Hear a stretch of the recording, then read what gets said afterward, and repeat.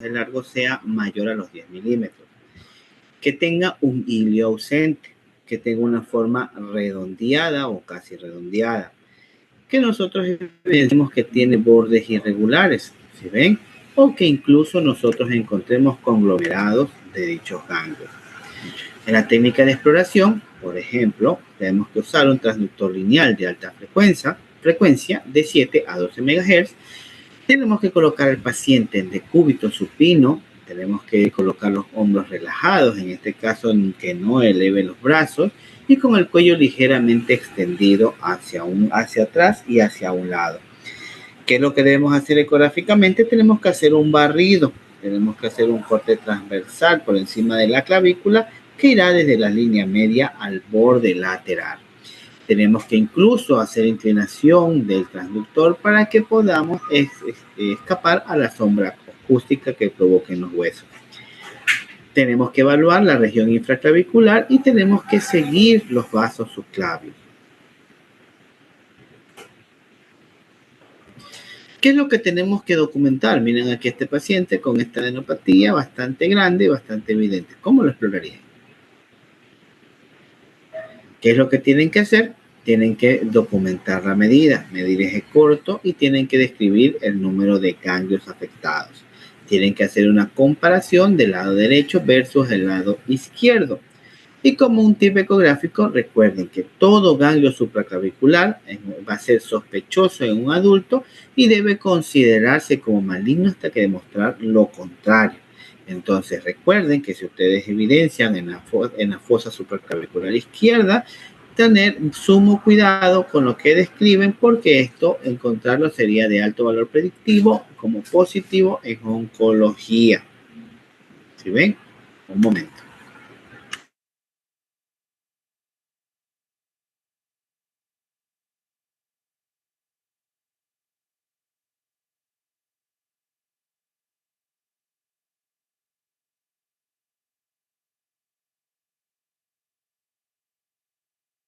Ahora sí. Ahora, vamos a repasar acerca de los ganglios mediastínicos. Esto de aquí van a ser como importancia clínica, van a ser sitio clave para que ustedes puedan estadificar pacientes que cursen con un antecedente de linfoma, pacientes que tengan metástasis de mama, metástasis de un cáncer de tiroides o pacientes que tienen un cáncer de pulmón in situ. El compromiso de estas adenopatías va a cambiar el estadio N2 a N3 y la estrategia terapéutica que vayan a llevar con dicho paciente. Aquí es donde ya nosotros encontramos limitaciones en la ecografía convencional. Aquí vamos a ver una visualización restringida por la parrilla costal y por el aire pulmonar. En la ecoendoscopía que les mostré el día de ayer, incluso describía ciertas adenopatías a nivel de la carina. Entonces, mucho ojo cuando manden estos estudios o cuando los revisen. Ustedes, en la ecografía, también como limitaciones, puede ser que solo evidencien ganglios que estén accesibles por la vía supraclavicular, pero no están viendo qué es lo que esperan a nivel de la región bronquial, a nivel de todos los grandes vasos.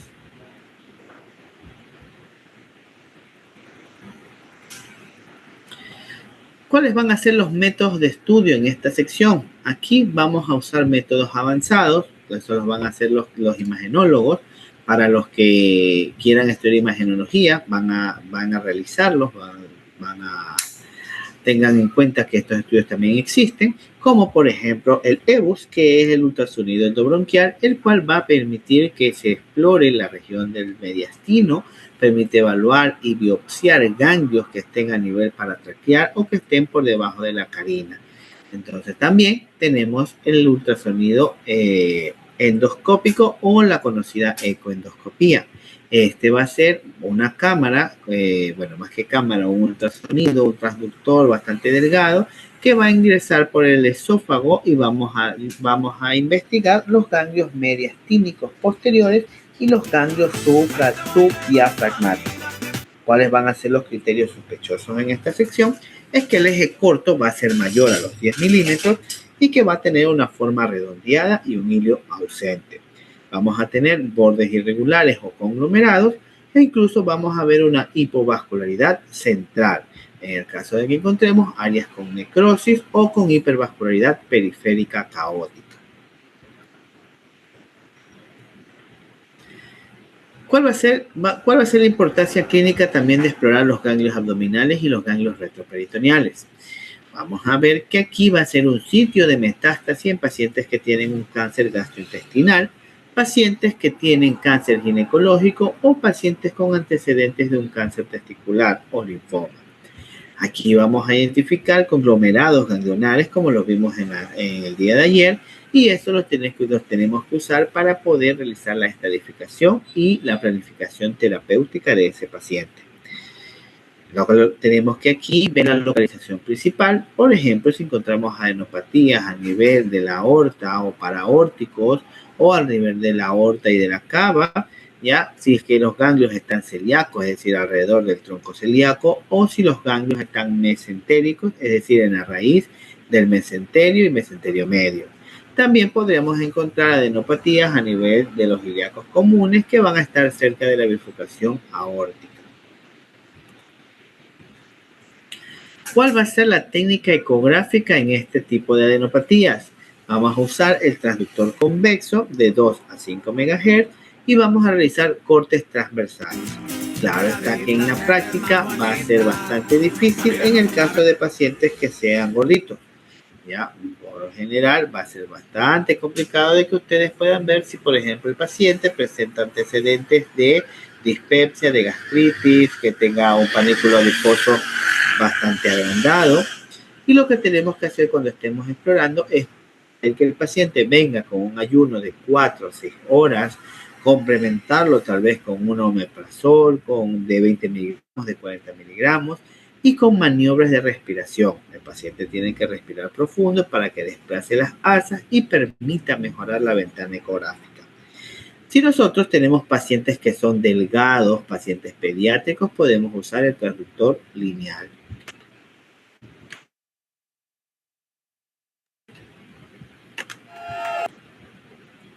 ¿Cuáles van a ser los criterios ecográficos en estas adenopatías? Miren, aquí las vemos una, vemos otra. Vamos a ver que el eje corto versus el eje largo ya tiene que ser mayor o igual a los 10 milímetros. Este de aquí se considera sospechoso en pacientes adultos. Así que nosotros evidenciemos una forma redondeada en el ganglio o que haya una pérdida del hilio, vamos a sospechar aún más de dicha adenopatía. Nosotros tenemos que realizar la ecografía, buscar conglomerados o masas que desplacen vasos. También, si dichos ganglios tienen necrosis central, eso nos va a dar una gran sospecha. Tenemos que documentar el eje corto y el eje largo de dicho ganglio para compartir las figuras. Tenemos que describir el número y la distribución, es decir, si están a nivel paraórtico, interaortocavo o si están ilíacos. Y tenemos que comparar con el lado contralateral si es que es posible.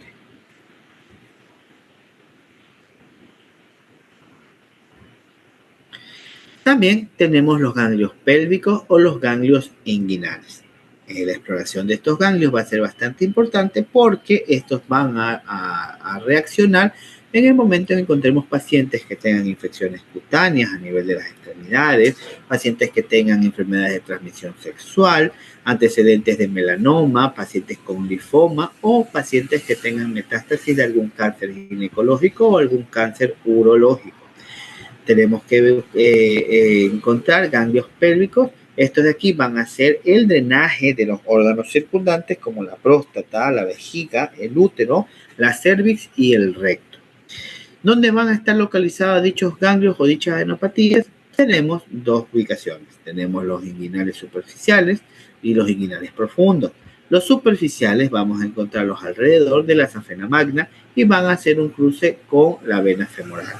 En cambio, los inguinales profundos van a estar dentro del canal femoral. ¿Ven?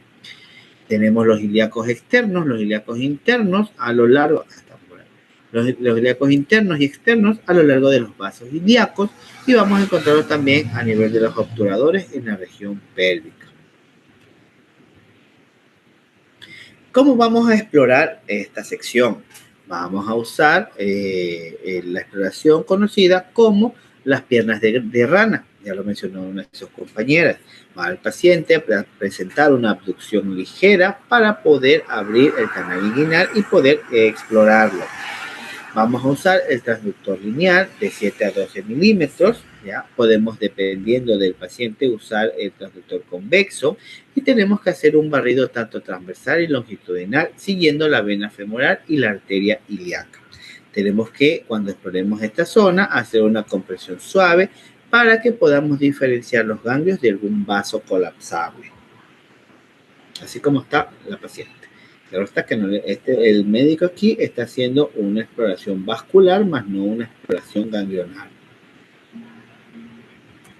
Esto es un paciente de 63 años. ¿Cuáles van a ser los criterios ecográficos?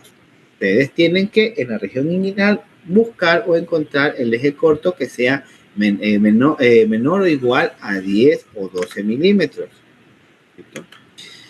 ¿Ya? Vamos a encontrar que el ganglio sea benigno, que su hilo esté presente y que su corteza sea menor a los 3 milímetros. Vamos a evidenciar un ganglio con una forma ovalada, vascularizado. Ya vamos a encontrar que si tenemos una obstrucción iliar puede ser un ganglio reactivo. Si está redondeado o encontramos que no hay hilio, vamos a ver una corteza engrosado, vamos a estar sospechando de dicho ganglio. A nivel pélvico, el eje corto tiene que ser mayor a 8 o a 10, no va a considerar sospechoso, pero también tenemos que revisar los antecedentes del paciente. ¿Qué tenemos que documentar? Tenemos que medir tanto el eje corto, el grosor cortical y tenemos que dar un estimado de los números de ganglios afectados, que tengamos una simetría similar. Vamos a identificar conglomerados si es que nosotros encontramos en dicha sección. Presten atención al siguiente video. Que acude por un fuerte dolor en la región inguinal. No refiere fiebre, no refiere nada, solamente el dolor en la región inguinal, exquisito a la palpación. Se le pide un eco para corroborar estos síntomas y verificar que no sea un tumor, una hernia o algo. Y esto es lo que se observa en la ecografía. Fíjense, es una imagen hipoecogénica que tiene un centro ecogénico y registra Doppler color. Esto parece como si fuera un frijolito, una escaraota, decimos en mi país. Y van a ver que es característico de ganglios y no es el único que tenía el señor. Fíjense este también que tenía. Este es un poco más pequeño. Y aquí está en vivo la lesión. Esto es característica de unos ganglios. Me interrumpieron, disculpen. Entonces, mire, los ganglios son glándulas que tenemos en el sistema de defensa o inmune que nos ayudan a defender o combatir infecciones. Ellos filtran un líquido de ese sistema y ellos contienen linfocitos principalmente. Y estos linfocitos son los que combaten. Esto es un paciente de 63 años inmune que nos ayudan a defender o combatir infecciones. Ellos filtran un líquido de ese sistema y ellos contienen linfocitos principalmente. Y estos linfocitos son los que combaten contra infecciones. Aquí está, es como una caraótica o un frijol. ¿Ven? Ahí está. Entonces, otra cosa que hay que estar alerta o se pueden presentar cuando hay golpes, cuando hay infecciones tanto por hongos, virus o bacterias o tumores. ¿Ok? Así que ojo con esto. Muy bien. También podemos revisar las adenopatías o ganglios que están en sitios menos frecuentes. Por ejemplo, explorar estos de aquí nos va a ayudar a encontrar sitios de infiltración en antecedentes de pacientes que tengan melanoma, por ejemplo, en las extremidades. Esto de aquí también va a verse afectado en pacientes que tengan linfomas o alguna infección cutánea extensa o pacientes que presentan antecedentes de artritis inflamatoria.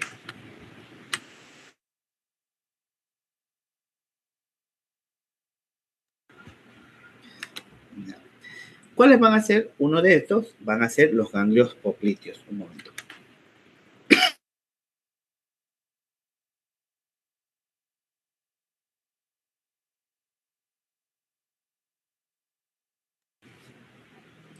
Ya.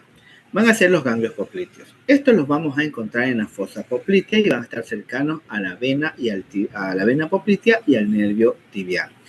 ¿Cuál va a ser la técnica ecográfica? Vamos a colocar al paciente en decúbito prono con una rodilla ligeramente flexionada. Vamos a colocar el transductor lineal y vamos a hacer un barrido tanto transversal como longitudinal.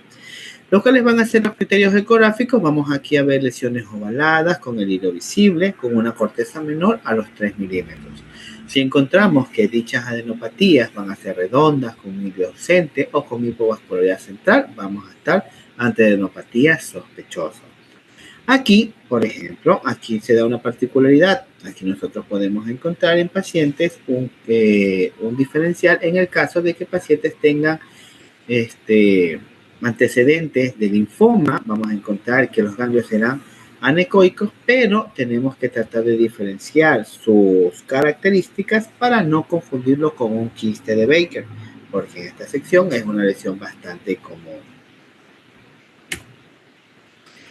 También vamos a tener ganglios epitrocleares, es decir, ganglios que van a estar en la región medial del codo, entre el bíceps y el tríceps.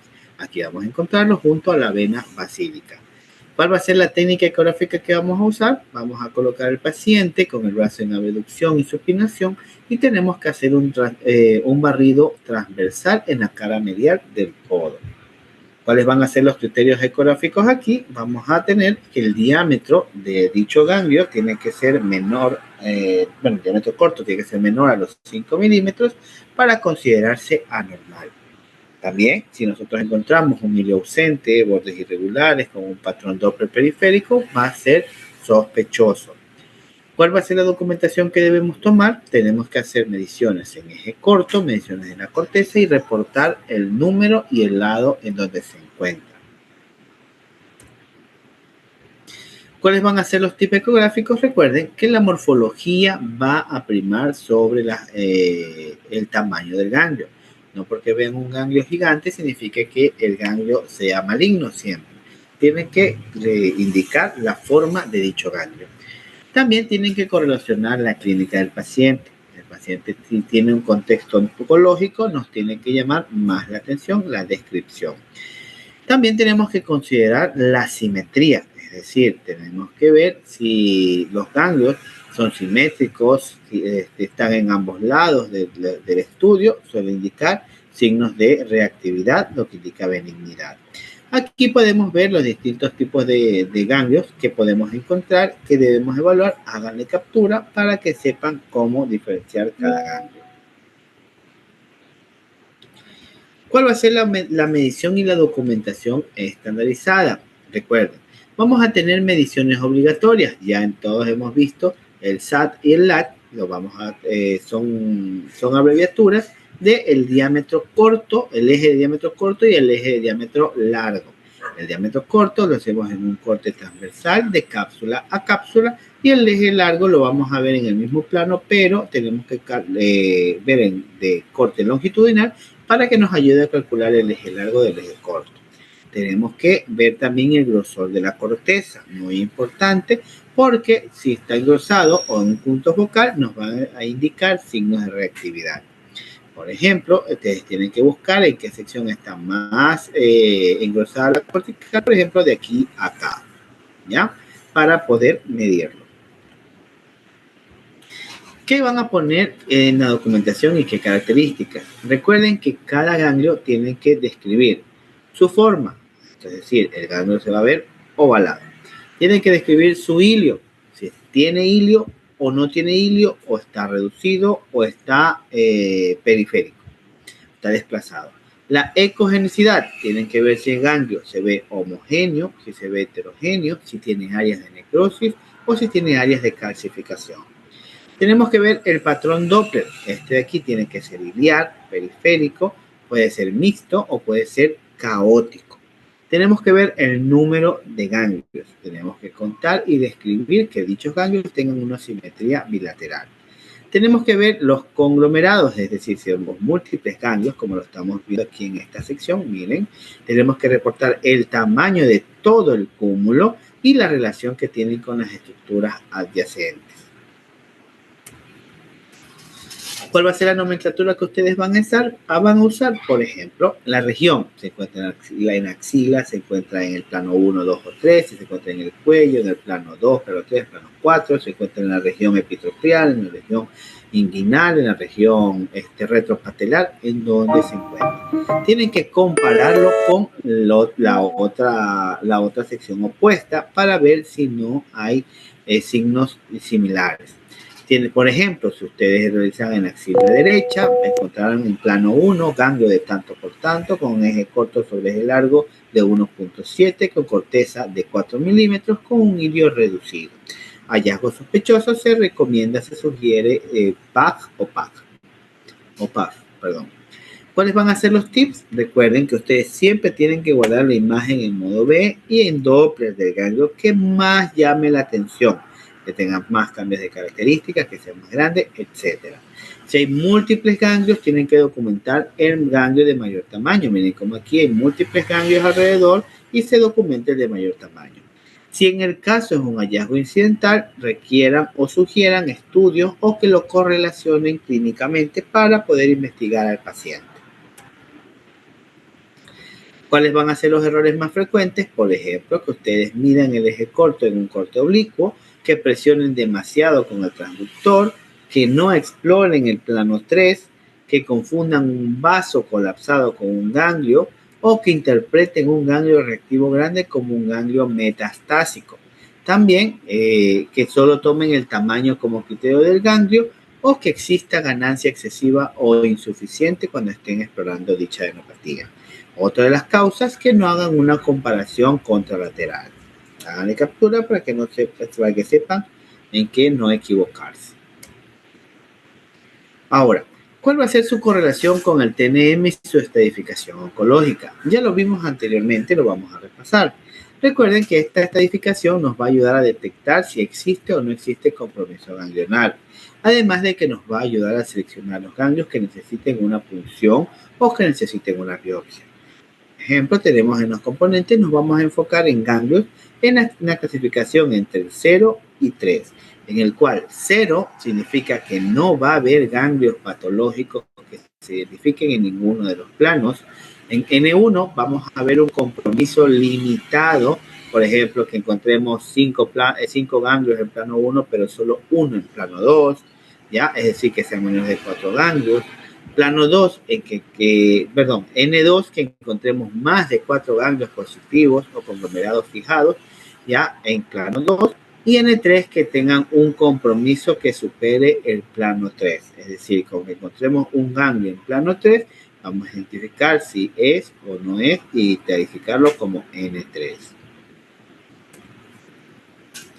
Por ejemplo, si ustedes están en un paciente que tiene cáncer de mama y que la afectación ganglionar va a determinar la cirugía axilar, es decir, van a hacer una biopsia de ganglio centinela versus un vaciamiento de toda la axila.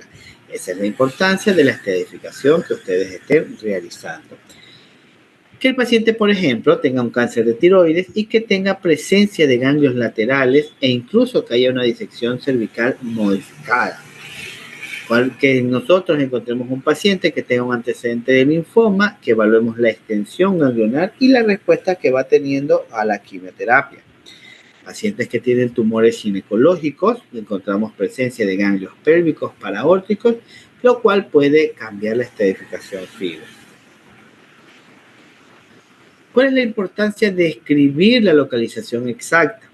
¿Ya? Es decir, esto de aquí nos va a ayudar a encontrar tanto el cirujano como los seguimientos de dónde se encuentran. La importancia de escribir el número precisamente para saber cuántos ganglios están afectados y puede cambiar su estadificación. El ganglio de mayor tamaño, precisamente porque es el que más debe ser estudiado y más si cambió su morfología. Y si tenemos que la morfología y que el ganglio tiene signos de invasión extracapsular. Aquí podemos hacer un checklist global de las excepciones que debemos investigar. Por ejemplo, debemos identificar la región, si es cervical, cervicular, axilar, inguinal, retroperitoneal o mesentérico, las mediciones que vamos a tomar, la morfología, la evaluación con el ecodoppler. A todo ganglio tómenle el Doppler. el número y la simetría, los hallazgos adicionales y la interpretación de este, si es benigno, maligno, probablemente benigno o altamente sospechoso. ¿Cuáles van a ser las recomendaciones? Por ejemplo, un control ecográfico, una biopsia, una derivación a oncología, dependiendo de lo que ustedes encuentren. Perfecto. Ahora, quiero voluntario.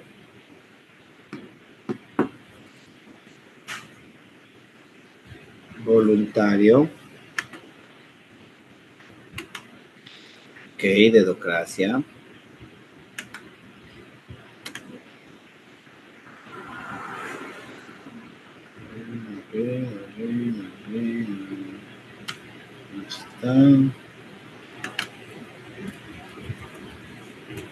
Andrea. Aquí estoy. ¿Aló? ¿Me escucha? Sí. Ya, voy a colocar un ratito. ¿Qué cosa?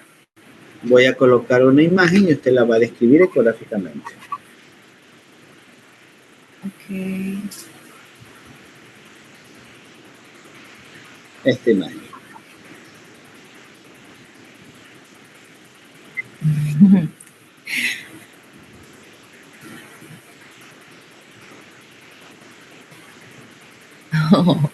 A ver. Cabe aclarar que para escuchen un ratito, cabe aclarar que para esta imagen no les he enseñado esa ubicación. Está superficial. Ya, pero Ajá. me refiero, anatómicamente no está en los lugares que hemos estudiado y se les puede presentar. Vendría a ser esto una ecografía de partes blandas. Ajá.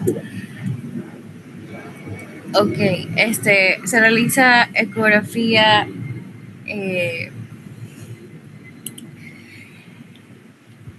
ecografía abdominal con transductor lineal, en donde se observa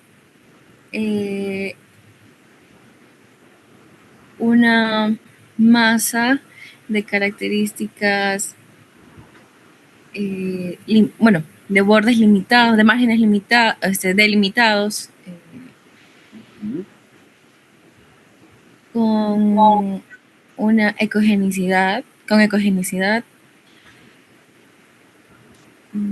heterogénea. Heterogénea.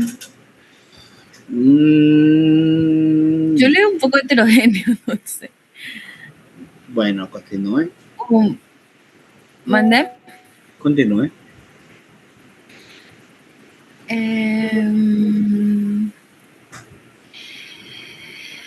¿Qué más? Redondeado. Redondeado. No está redondeado. Está más ancho que alto. Y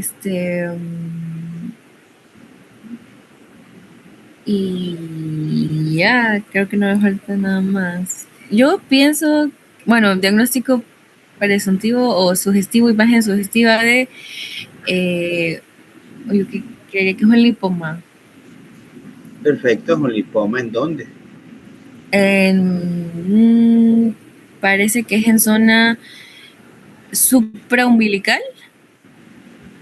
Sí, puede ser supraumbilical. Ajá.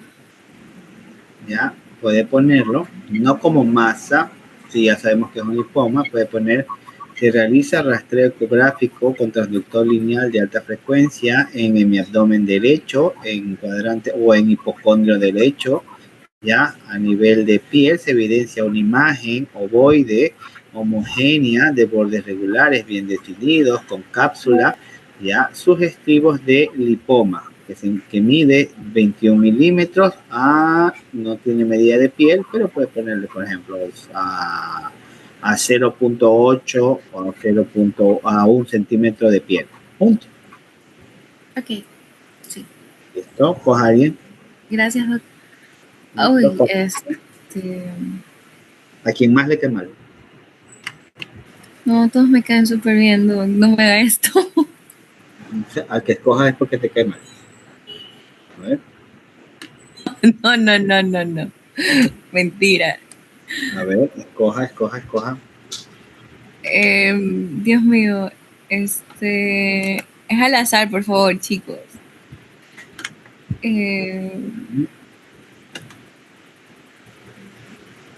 Mm, no. No, sí, coge. Rápido que se va el tiempo. Luis Fernando. Luis Fernando. A ver, él ya participó. Otro. No.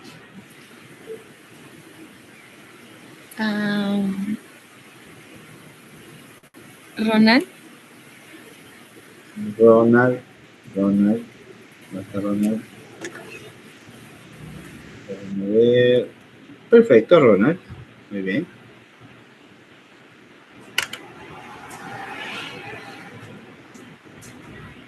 Ronald. Doctor Ronald. Justo se le fue el internet.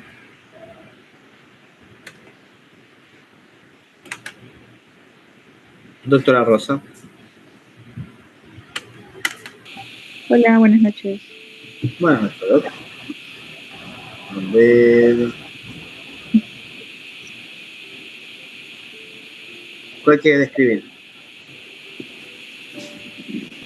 Usted decida. Oye. Perfecto. O sea, una de las dos. De esas dos imágenes. O toda la imagen. Describa toda la imagen, porque imaginemos que este es un informe, describa las dos. Ok, se realiza rastreo ecográfico con transductor lineal. Se examina mama izquierda. Se visualiza imagen localizada en la hora 12, zona B. En hora 12 no. Hora, a ver, sí, 12. O sea, es donde está el puntito, ¿no? No, está todo el transductor. Bueno, bueno, 12 y una. Sí. Bueno, se visualiza imagen anecoica de forma ovalada que deja reforzamiento acústico posterior, con estructura homogénea, anecoica, bordes bien definidos, bien regulares, sugestivo de quiste en mama, ¿no? Y el enlace a la imagen contigua se evidencia también una imagen hipoecoica, hipoecoica, de forma redondeada, con bordes bien definidos, que deja sombra acústica posterior.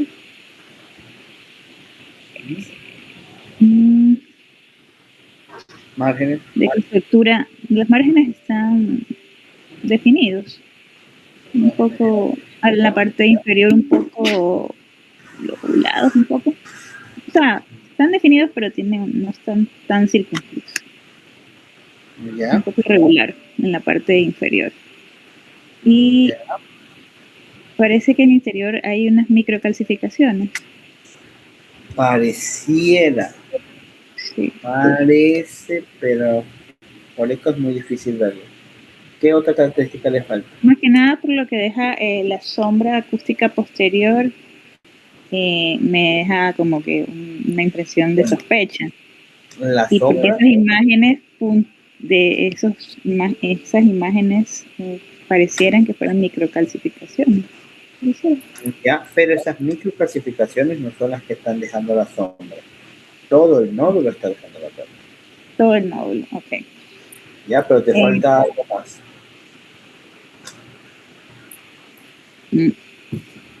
La clasificación.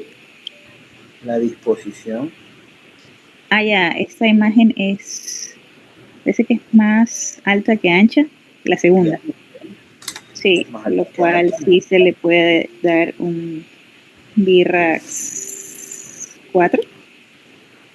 Ya, BIRAX 4, 4A, 4B, 4C. 4B. 4B.